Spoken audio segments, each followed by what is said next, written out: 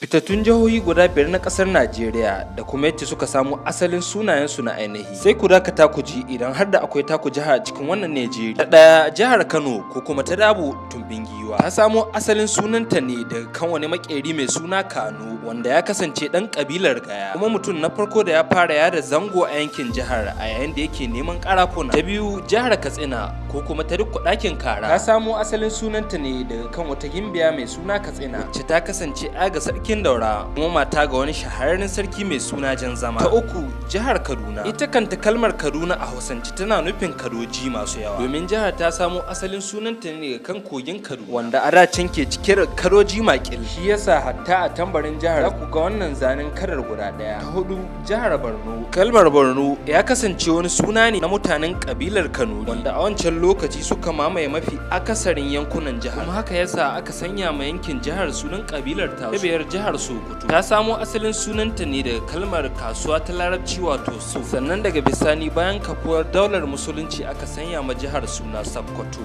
To dai kada ku manta da likin wannan bidiyo sannan kuma ku danna muna follow.